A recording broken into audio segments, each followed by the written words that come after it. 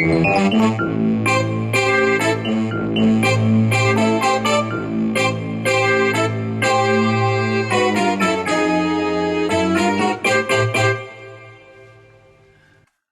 colleagues, and welcome to the 105th edition of the Frank and Stan chat. And when Stan and I started these weekly chats way back in 2020, we never thought we'd have. Well, I think Colin's probably the fourth professor we've had as a guest. So, welcome, Professor Colin Diamond. Hi, Colin. Thank you very much. Morning, Frank, and good morning, Stan. Yeah, Thanks for the invitation. Two big things for Colin. He's managed to buy Bruce Springsteen tickets this morning. Mm-hmm. First time you've seen him? It will be, yes. Yeah, fantastic. That's in May 2023. So fingers crossed that but also quite a big weekend football-wise. And at this point, Stan then sort of just puts his head down. Is that right? So Champions League final tomorrow, Colin. How do you think it's going to go? Oh, I'm quite nervous about it. Having sat through 2 cup finals so far that both went to penalties, having been at Anfield last Sunday afternoon when Liverpool had one hand on the premiership for 10 minutes and then it slipped away. That was quite unbelievable. So afterwards, when we went to the pub, we spoke about everything but football. So in the light of all that, I hope the lads have got the reserves in the tank. And like Mo Salah said, there is a score to settle because of what happened in Kiev a few years ago, where he was egregiously injured by Sergio Ramos. Yes, yeah. Stan, have you any comment on this discussion? Oh, I've no comment on it at all. I'm happy for those people who enjoy it. I take it will you be watching the Champions League? Yeah, of course. Yeah. Who you'd be supporting? I'll genuinely be neutral on it. It doesn't bother me. It's just it's a big football match, so it's not something that I'll be crying if somebody wins and crying if somebody loses. It'll be what it was. It's funny, we had Andy Hargreaves, Professor Andy Hargreaves on a couple of weeks ago, and he's a big Burnley fan, and he was talking about the change of leadership at Burnley. In effect, it didn't keep them up, but actually there was this sort of little bounce that they got from the change of leadership. And Andy was clear that the former manager hadn't actually changed with the times. He had a sort of system, and the system was working. So there was obviously adaptations, but he felt as though the change of leadership was a positive thing. I mean, in Liverpool, this is an amazing period, isn't it? And is it all down to leadership? Leadership and governance, and I'm sure there's a segue there somewhere into education. So the football club was in less than good hands for several years with its former American owners.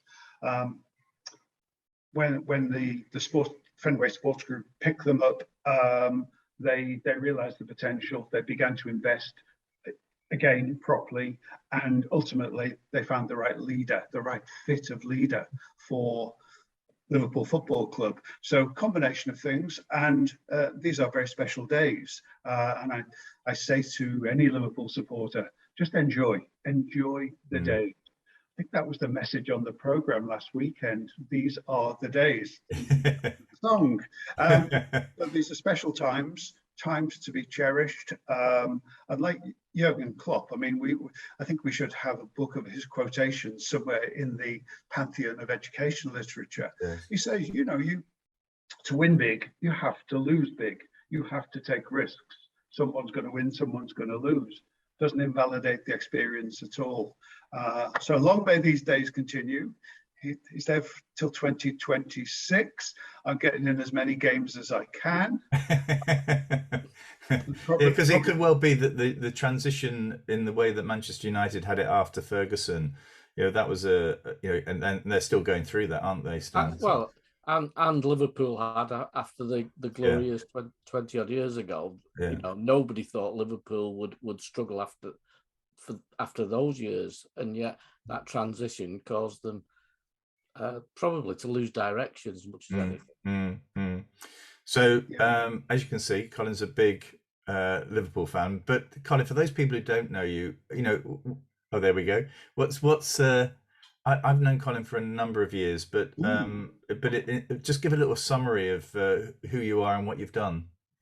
Okay, so Liverpool boy, born and bred on the right bank of the Mersey. What you call respectable working class family. Pushed education. I was lucky. Got to one of the boys' grammar schools in the city. Not the one that McCartney and Harrison went to. The other one, where Brian LeBone, Everton centre forward. I think Ken Robinson went there actually as well. So, city boy, went off to university, first of his kind. Felt comfortable at Leeds, very comfortable, red brick university, and so happened to be very good football at the time. Didn't quite know what to do afterwards. Roamed the globe, and like many people, ended up in London. And with that slightly cheeky Scouse sort of demeanour, I went down to County Hall and knocked on the door and said, "Have you got any teaching jobs? I want to train to teach." And they said, "Well, you've got a degree, you got your school qualifications and so on." In those days, you could walk in and start teaching. So I did start teaching in a school just behind Euston Station and absolutely loved it. Remained there for 9 years. So cut my teeth as an inner London Educational Authority teacher. The head teacher spotted fairly soon that I had an affinity with the kids, the pupils who were on the edge of schooling a little bit, found it difficult to make relations with their peers, with other teachers. Life was a bit challenging for them. So I trained up then in child psychotherapy, began to understand terms like attachment disorder and all those kind of things. And that very much influenced my career for many years. That culminated in being local authority special educational needs advisor. By this time, we'd moved out of London. We're in the northeast of England, worked up there. Very different culture, as you know, from working in inner London. And then we moved like a big triangle around the country to the southwest, where ultimately I became Director of Education, Director of Children's Services, one of the first directors of Children's Services back in 2006. And I was so excited at the time by the Children Act, bringing together education, health, children's social care, such progressive legislation. We fast forward a little bit more. There's an election in 2010. All of that was airbrushed out. The name of the department changed literally overnight from the Department of Children, Schools and Families to Education. And I found myself, and this is where we began to work together in 2011, leading the DFE's education advisor team. And it was like, going back to football very briefly, it was like being offered leadership of a sort of premiership side. I mean, these were very former high roller HMIs, many national leaders of education, some were chief officers of these emerging multi-academy trusts. Really powerful team. And our job was to quality assure free schools and academies where there was forced academization, where we had that crash and burn, and then they got an academy order. That's then 3 years later, that's what brought me to Birmingham, where I was asked to come in with the team and find out what had been happening behind the scenes after what people call the Trojan Horse round of inspections in April 14. That was meant to be 6 weeks assignment. Here we are, 8 years later, I'm still in the city, various jobs, back into local authority as Executive Director for Education and Skills, then DCS for a while, Director of Children's Services. And then in 2018, I got the opportunity to join the University of Birmingham and establish an education leadership academy. And I'm not I'm not a dyed-in-the-wool academic, as you can tell from what I've just described. I'm what's called an industry professor. And the idea of industry professors is that they bring their experience in the field, in my case, educational leadership, alongside all of the research and learning that goes on in universities and higher education, and synthesize the two. And that defines very much what I do at the university, working very much with practitioners as well as academics. And it's a very exciting blend. So there we are. That's what's brought us here today. Fantastic. We've had sort of quite a busy, well, it's been loads of news this week, hasn't there? I mean, it's been difficult actually to select. I've got a list here of 12 items that I could go for. But Stan, what have you chosen? I've chosen something that's probably been missed by a lot of people. I am reminded of Joe Moore, and now will be a good time to bury bad news when there are other things that people that take other people's interest. But there was a discussion document went out yesterday about the future of training, preparation and evaluation of NQTs, basically by the appropriate body, which is the named body who are responsible for NQTs. And actually, they're the body who decide whether somebody becomes a teacher or not. I know many schools think it's their decision, but technically it's the appropriate body that approves that. And traditionally, they have been in local authorities. There was a move to put them into teaching schools, and teaching schools did take that role. I'm not sure it worked particularly well, but this discussion document is in the heading has got that local authorities will no longer have a role in being appropriate bodies, and that will move now to the teaching school hubs. Yeah. And I just think, it's another nail in the coffin of local authorities' involvement in education.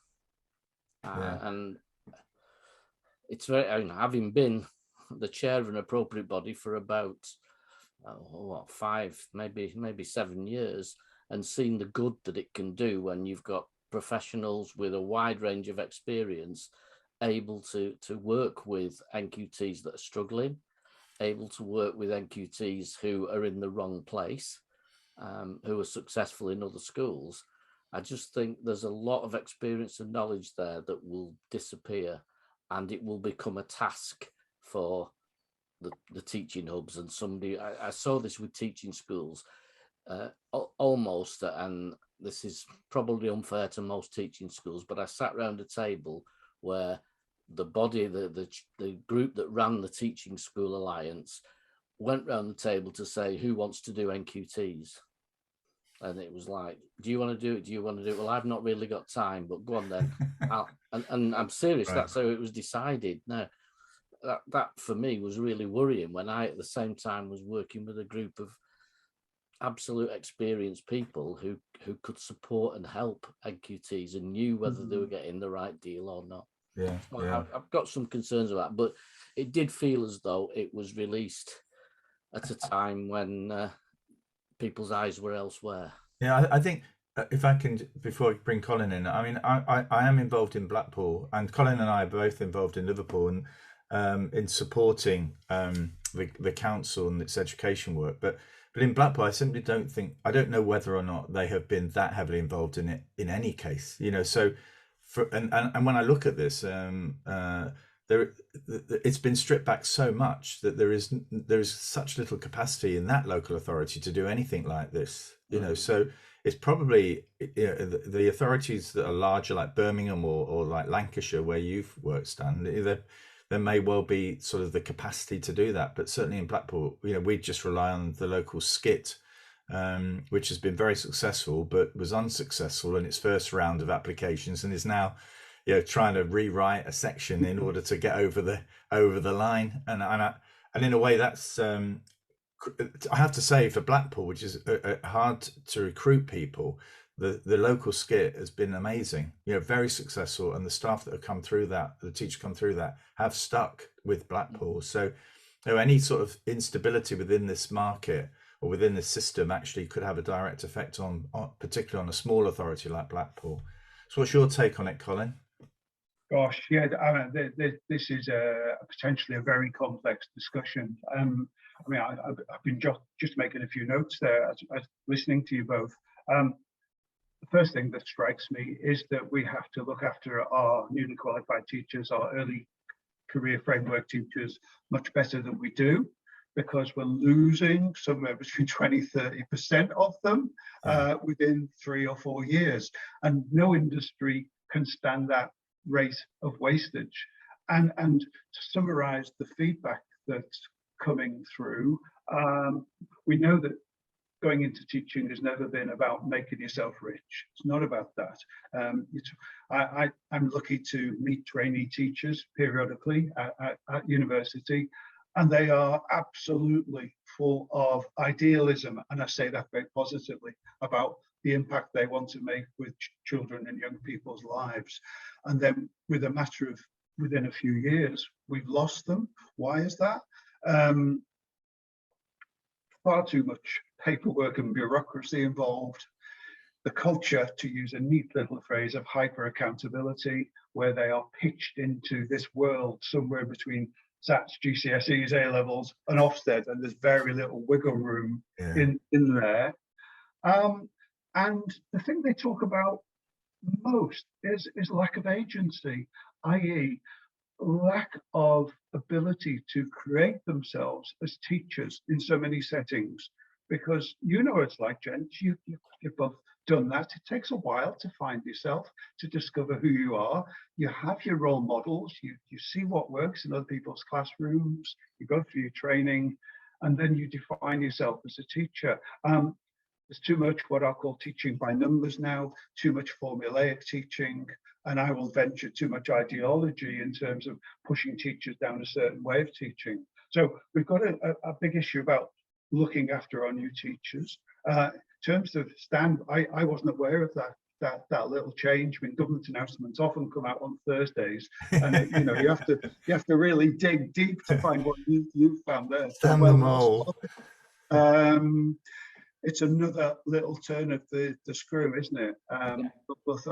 Local education authorities, as they were, have been losing powers and duties steadily since '88, and it's accelerated since 2010, since the Academies Act.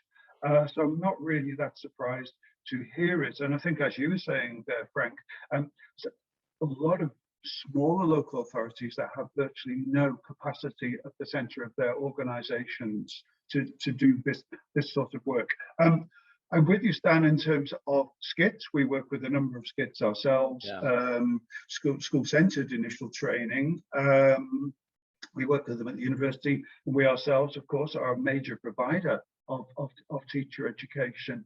So I think there are good people out there who know the trade well, know the profession well. I'm just absorbing the fact. I think it was Tim Brighouse who in his recent book with Mick Waters said that, if you go back 50 or 60 years, supply of teachers was one of the very few duties that local authorities have, and now basically it's gone, hasn't it?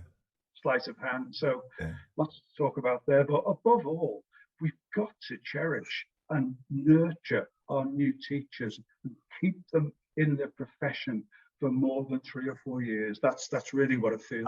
I think one of the things also is, because every week I put a different vinyl up behind me from the 70s, all right? And as you were talking, it was making me think, I don't know why I've chosen that one. I haven't heard it this week, but this is, I think, Carly Simon's very first album. All right. And I think, well, actually, the way that we treat teachers is they expect there to be the Bruce Springsteen gold-plated triple platinum album, as their first album, because as if, well, in the profession, it's not as if you get too many chances to have a bit of a duff album. And actually that anticipation album, there are some real nuggets in it, but actually there's quite a lot of pretty ordinary stuff, which if we were judging it, you'd say, well, it doesn't meet the mark, does it? And I think teachers feel that, that I haven't quite met the mark. well, well, there's a good album coming down the line. I can feel it, but actually, we just got to give you a bit of time to get there. But for some, they're it's again the use of terms and the use of I suppose final assessment, where a teacher comes out being told they're outstanding. And my view has always been that means I'm capable of doing some outstanding lessons, because that's what's been assessed. Not I walk into a school now as the outstanding teacher. And I think in a lot of schools, somebody who comes in new with a label on that says outstanding is automatically assumed to be an outstanding teacher, not somebody who can produce outstanding lessons. And they're two different things. Just to pick up on that, Colin, Stan and I were both mentored by Miriam Rosen, and somebody that you know.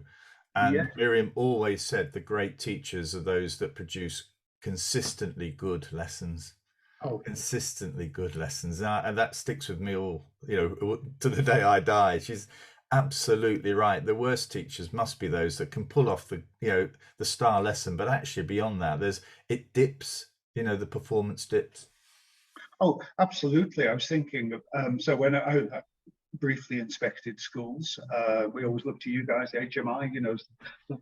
We learned from you the blue ribbon, the standard. I was trained by a guy called Harold Heller, who was chief inspector for Cleveland back in the day, and he always said, look, whatever you do in this situation, you must try to leave the school and its teachers in a better place than you found them. That's always stayed with me. But it was still relatively recently that those teachers who could do the live at the Apollo act, all the whistles and bells and everything, they were getting their individual lessons graded as ones. And those teachers who, interestingly, didn't think they could teach online because they said, well, I'm a bit dull, I'm a bit boring. No, you are consistent. And please look at the books, look at the kids' books, and you will see the progress. These are the DNA, the backbone of your school, not the superstars who fly in and fly out and become assistant head teachers in half an hour and all the rest of it. Well, I did some work with Edge Hill when on their teacher training project, where they were identifying future leaders, fast track leaders, and I talked with this group of 20-year-olds, 21-year-olds about their label as fast track leaders, and I said, if you walk into a school with that on your forehead, your career is going to be really, really difficult. I said, yes, it's a great course and it's giving you some of the fundamentals, but please don't think you know anything at all about school leadership when you walk through that door as an NQT. Well, that's neat, isn't it? As if it's all been scripted. And I just want to tell everyone, this is not scripted. Colin, you've got a book out. Well, and actually, Stan and I have just found this out when we were talking before the broadcast. But you've got a book coming out about your Trojan Horse experience. Is that correct? This is correct, and thanks for the promo here. Thank you. Yes, it's being published by Crown House in a few weeks' time now. When I left working for the city in 2018, I barely had time to pause to think. So working for the Department for Education on the immediate aftermath of what had happened in 2014, and then working between the council and the city to get the improvement plan in place. We were able to bring in Sir Mike Tomlinson as Education Commissioner, and I do say in the acknowledgements, for me, I mean, you mentioned Miriam Rosen, she was excellent. For me, Sir Mike, during my career, I say he was the best Her Majesty's Chief Inspector ever. So working alongside Mike for a couple of years, then working very intensively with Birmingham City Council. There's 450 state schools in the city, 50 odd independent schools. There was always a lot of moving parts, barely time to think. So when I joined the university, I could sort of cool the engines a bit, step back from it. And I felt that the things we needed to learn from experience, it was excoriating, damaging, perturbing chain of events that we call shorthand Trojan Horse. So in essence, the book, it does three things. Part one sets the scene. explaining what happened, why it happened, very, very deep dives into the data from Office of National Statistics, what had been happening over the decade or so before all of this, and some chapters written by people who grew up in Birmingham from the British Pakistani Mirpuri community, their experiences coming into our profession, what it was like over the years. Chapter from Emma Knights on the governance side of things, because if Trojan was anything, it was a failure of governance, actually. So part one sets the scene. Then part two are 6 chapters written by school leaders who were directly involved in leading schools during those years in the city. We have a maintained primary. We have some of the academies that were, as it were, turned around during this time. We have a chapter from Mufti Hamid Patel, who's not too far away from where you are now, I think. Yeah.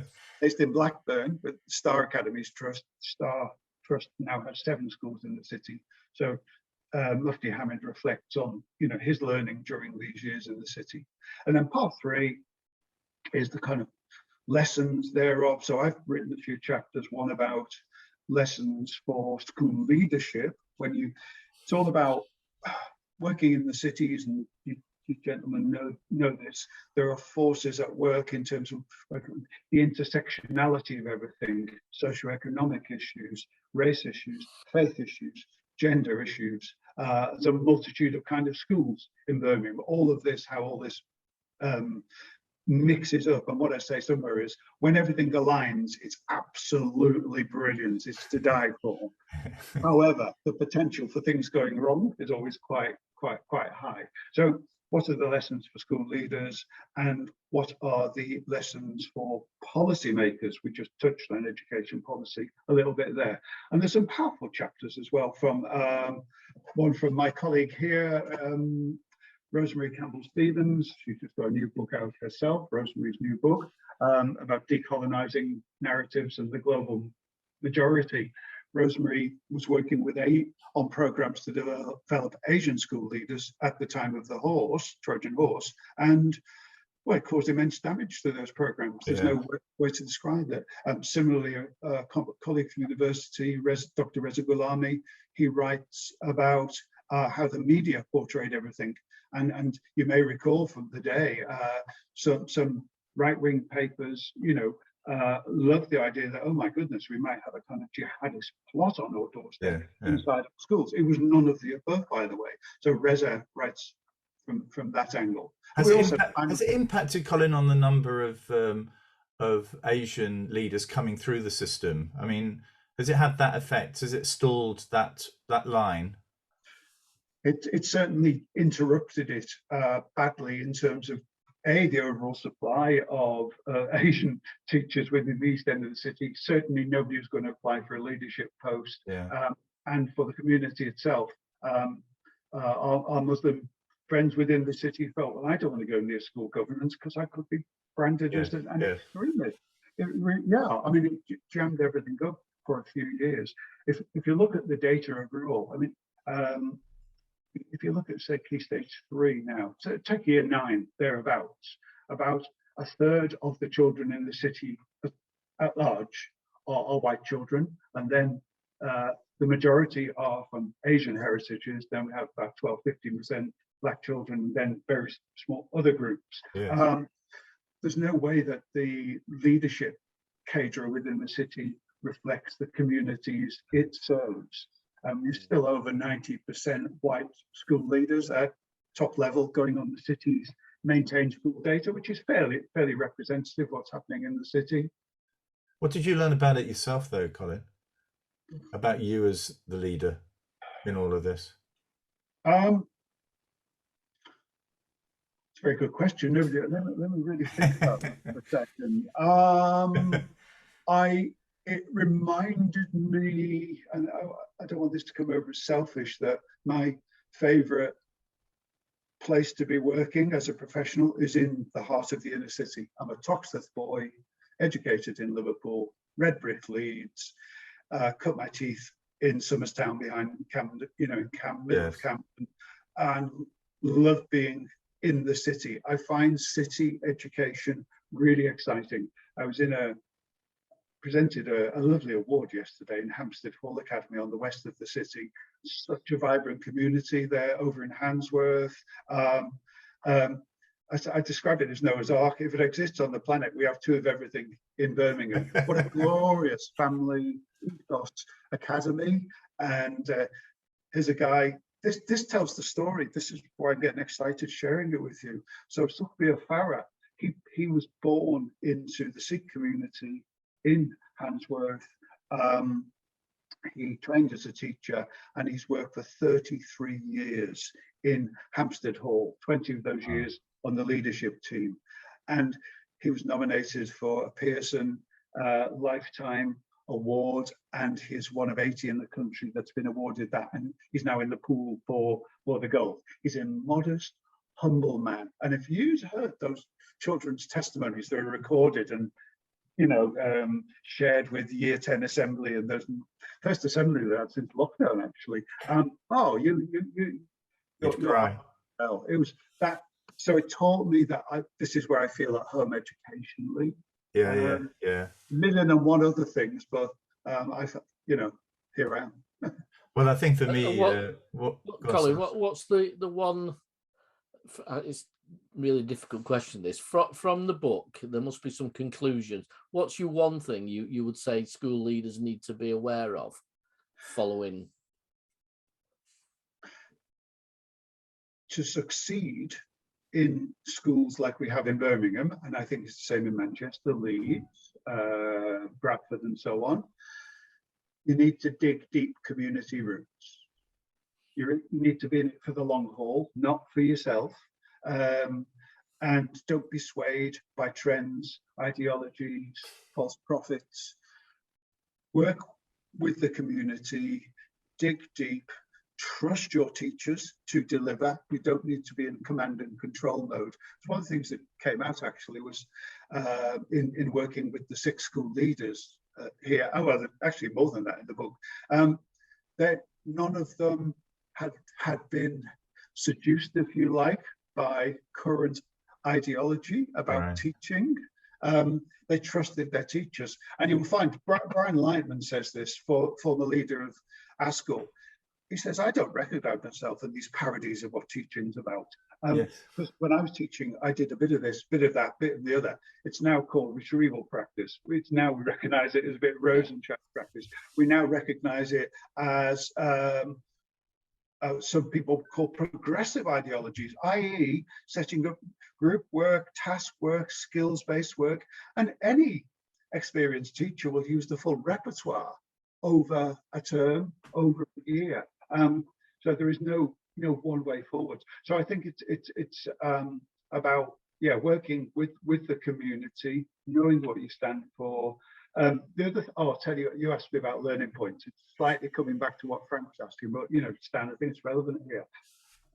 The lack of ego in urban school leaders, because you can go around some parts of the country, I'm not going to mention any, of course, where some of the leaders have National Leader of Education badges and sitting on outstanding grades and so forth.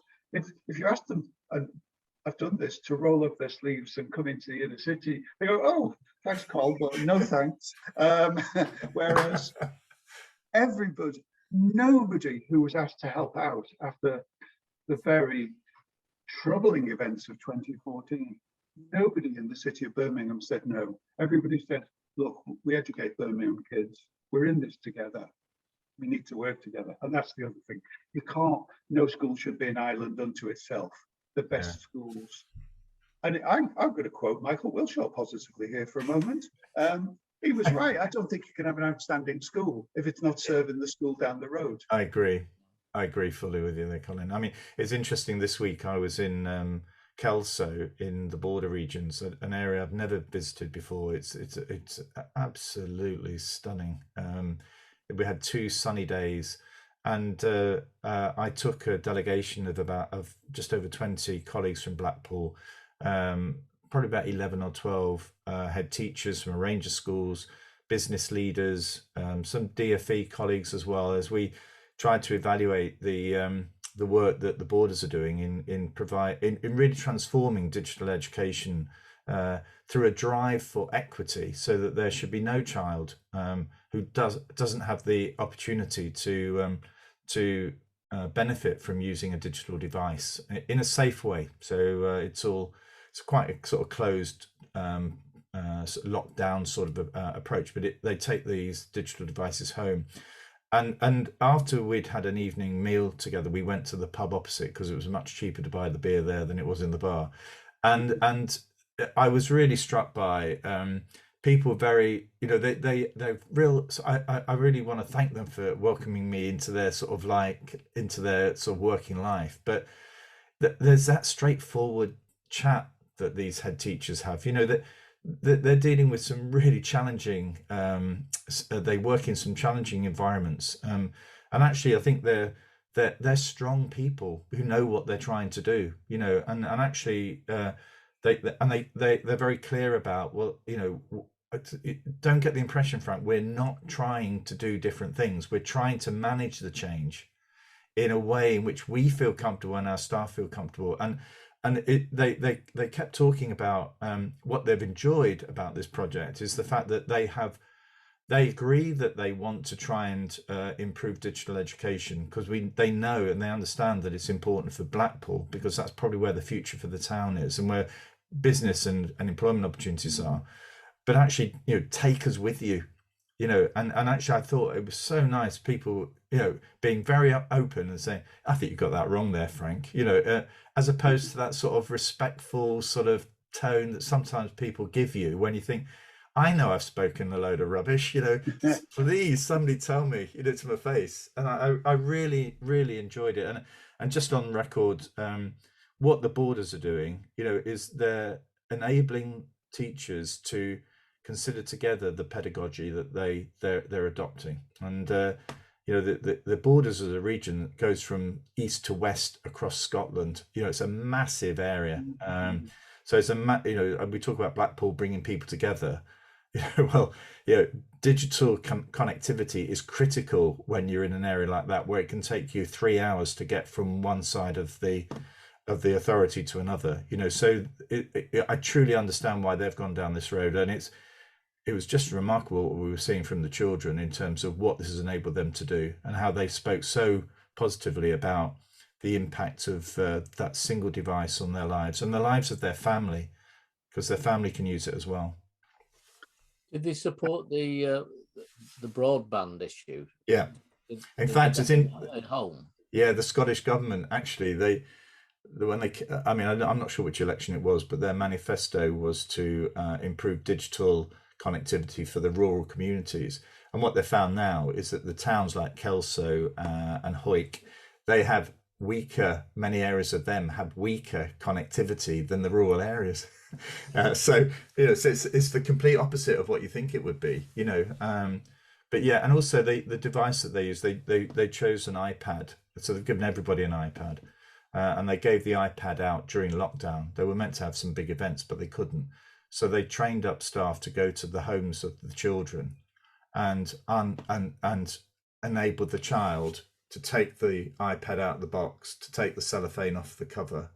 And it made them feel, the family felt as though during lockdown, this was a massive injection of hope, triggered by the Scottish government, not by the local authorities so much, but by it's a joint venture. But actually that sense of hope and the connectivity, it really felt as though there's a massive investment in education in that area. So they use iPads. So that means that they don't have to have the internet connection to use the device at all times. So it's allowed them, much greater flexibility in its use. So, but no, I've really enjoyed it. It's fantastic. So we're nearly, nearly 40 minutes, folks. It's funny how it goes, isn't it? But Colin, have you got something in the 101st edition, Andy and James gave us this, it's 101, we've got room 101. So have you got anything you want to throw in room 101? So this is this is more in Frank Skinner mode than George Orwell mode. I take it. Yeah, nothing too. Yes. You're not going to set fire to me or That's not anything, too or deep. be eaten by rats. Nothing like that. So, okay, I did think about this. I saw your email earlier this morning. Okay, now I'm going to encounter this on the M5 this afternoon. My pet hate, and this is the wider universe. This is so trivial, but I'll share it with you. My pet hate is drivers who sit in the middle lane of the M5 when the left-hand carriageway, the inside lane, is completely empty and free. And I think they're going to the Guinness Book of Records. Can you get, like, you know, from Penrith and the M6 down to Exeter to the M5 without ever leaving the middle lane? And they infuriate me. And every time they say, you know, you need anger management classes or something for those people. I have a fantasy of being able to switch on a blue light and direct them over. I have that as well. I wish I had a little sort of like a sort of policeman's identity card that I could sort of put at the windscreen at the side and point, tell them, get them over into the lay-by and give them a real stern warning.